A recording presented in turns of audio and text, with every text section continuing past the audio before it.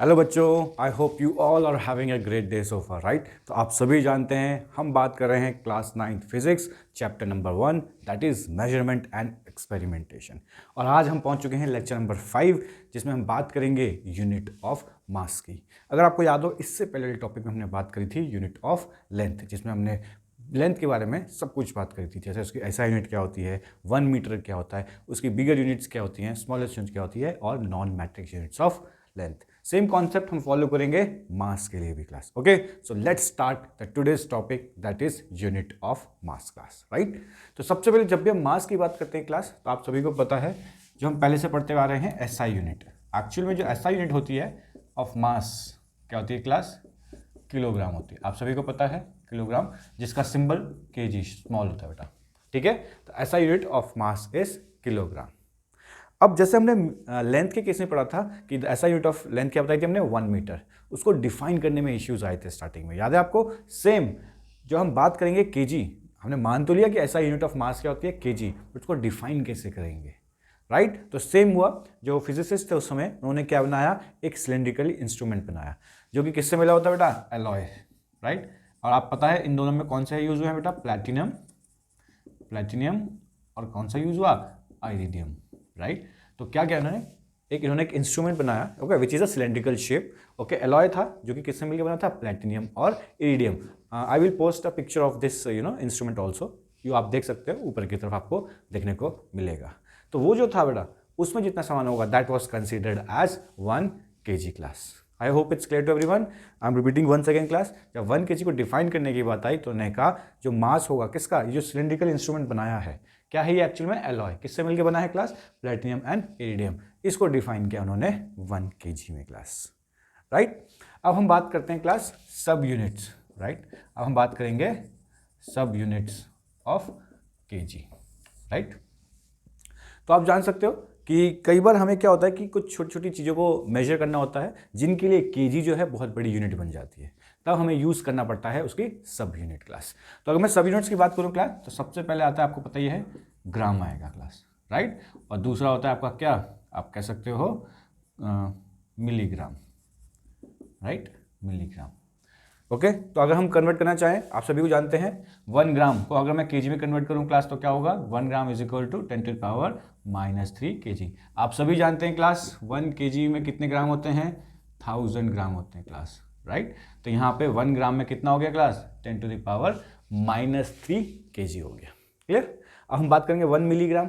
आप सभी को पता है क्लास, मिली का बताया था आपको प्रीफिक्स क्या होता है क्लास, 10⁻³ ग्राम।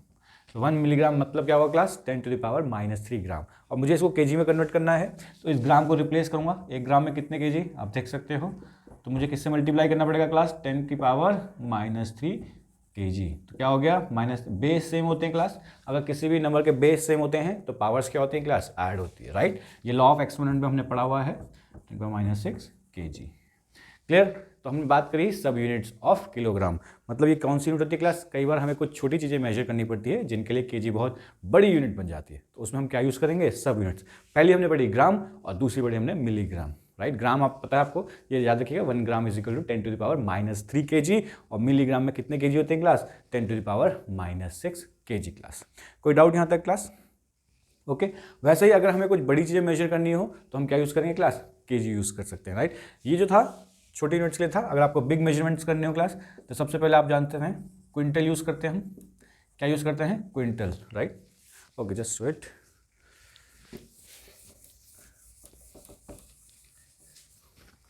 हम बात कर रहे हैं मास की क्लास, राइट। अगर हमें कोई बिग मेजरमेंट करना हो तो हम यूज़ करते हैं क्विंटल, राइट।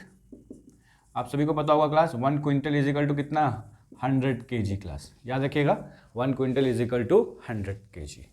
दूसरा भी होता है क्लास आपके पास 1 metric ton, right, metric ton, याद रखिएगा मेट्रिक टन में कितने केजी होते हैं क्लास, 1000 केजी। और 1000 केजी को कन्वर्ट करूंगा तो ये कितना हो जाएगा बेटा, 10 टन हो जाएगा, याद रखिएगा 1 metric ton is equal to 1000 kg, okay. और you can say 10 quintal, sorry 10 यहाँ पे क्विंटल आ जाएगा, 10 quintal, clear? I hope it's clear to everyone.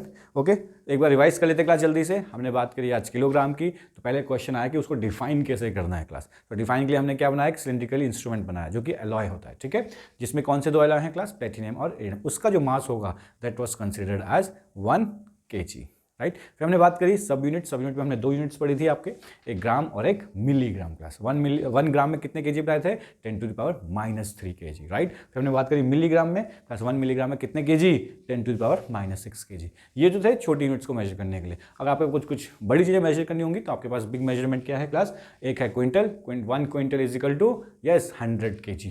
और आप देख सकते हो 1 मेट्रिक टन में कितने केजी, 1000 kg, जिसको कन्वर्ट कर सकते हैं हम किस में, क्विंटल में। तो 1 metric ton is equal to कितना हो गया क्लास, 10, आप देख सकते हैं क्विंटल। क्लियर है यहाँ तक? ओके, ये तो थी क्लास ये मैट्रिक यूनिट से। अब हम बात करेंगे non metric units, right, of mass, ठीक है। मतलब अब आप नापेंगे आप चीज़ों को, बट वो इस केजी या ग्राम्स में नहीं होगा क्लास, राइट। अब बात करते हैं ऐसी कौन सी चीज़ हो सकती है, जैसे कि मैं बात करूं, आप सभी ने केमिस्ट्री में पढ़ा ही होगा atom, right, the sub atomic particles. जब भी हम एटम को ब्रेक करते हैं अंडर स्पेशल कंडीशन, राइट, तो वो ब्रेक डाउन होता है 3 पार्टिकल्स में। आप सभी को पता है, दैट इज इलेक्ट्रॉन, प्रोटॉन और न्यूट्रॉन। इनका साइज इतना छोटा होता है कि उसको कोई इंस्ट्रूमेंट भी मेजर नहीं कर पाता क्लास, राइट।